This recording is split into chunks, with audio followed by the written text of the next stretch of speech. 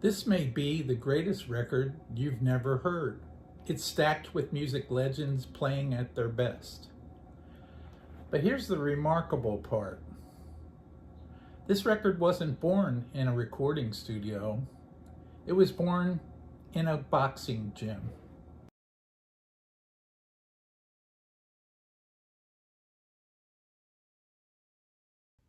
That's right. Believe it or not, that's Miles Davis. And standing across from him was one of Hollywood's biggest rebels.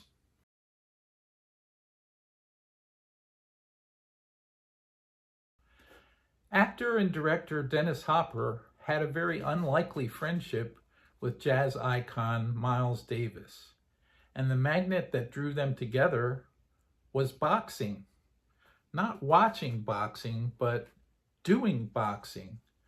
Both felt that there was no better workout for your body and for your mind than getting into a ring and sparring.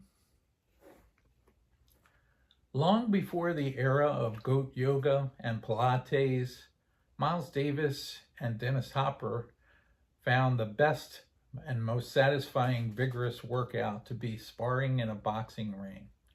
Dennis was only in his 20s when he first started sparring with Miles Davis. Miles was a little bit older. And anytime they met at the gym to get that heavy exercise in the ring, Davis used to always say one thing to Dennis: "Don't hit me in the mouth."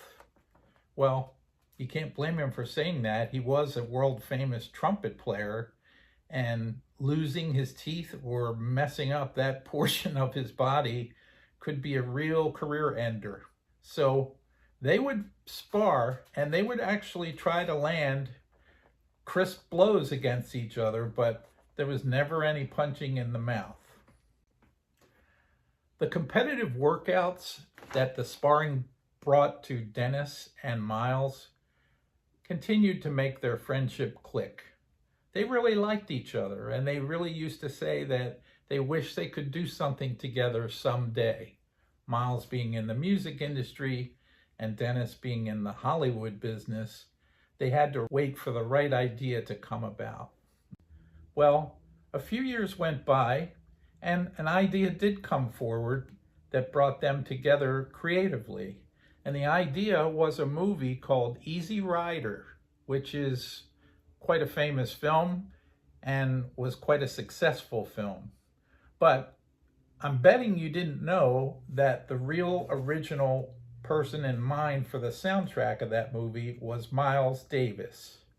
And unfortunately, that never worked out, and the movie got the rock classic soundtrack that many of you already know. But it was the first time that they were excited to do something together. In fact, in 2023, there was an auction of a letter that Miles Davis wrote to Dennis Hopper about his plans and excitement for the movie. He begins the letter: "Dennis, the music on the tape itself is self-explanatory. I think it's right for your movie." He then summarizes how he thinks his music should be used in the film, concluding, "All the music is copyrighted. The music is a tribute to your talent, Dennis, and our long-distant friendship. Let's keep it like that." All you Miles Davis experts that are out here on YouTube, if you know anything about that tape, which has never surfaced, please feel free to leave a comment. It's unclear why Dennis decided to go in a different direction with the soundtrack than working with his friend Miles Davis, but at that time they held on to the dream of eventually working together.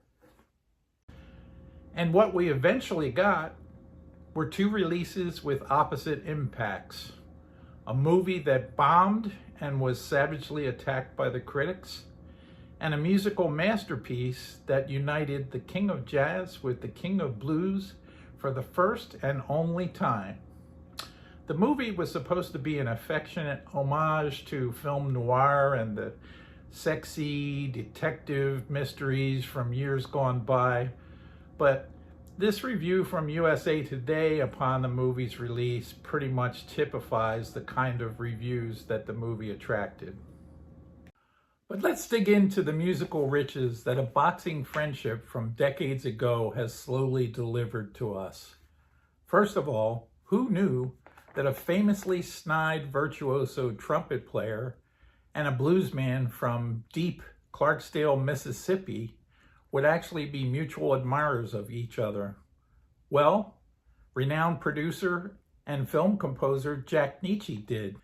Nitzsche took on Dennis Hopper's directive to assemble a dream band for this soundtrack, which included Miles Davis, John Lee Hooker, also blues icon Taj Mahal, and drumming legend from New Orleans, Earl Palmer. If you also add in Roy Rogers on slide guitar and renowned session man on bass Tim Drummond, you have a musical gift that's not easy to find. On vinyl, the Hotspot soundtrack is a sonic masterpiece. The soundstage is exceptionally wide, the instruments breathe, and the bass is very deep and defined. Miles Davis is effortlessly cool as he blows over top of deep blues grooves and John Lee Hooker's growling guitar. Another thing to mention is that the movie itself only used parts and pieces of the soundtrack album we're talking about. The full effort of all the great musicians is on the vinyl album and not exactly in the movie. It was a chance also for John Lee Hooker and Miles Davis to spend some time together, and you'll love this quote that John Lee Hooker also loved and included in his book. Miles Davis, always the king of cool, laid this out for John to his delight.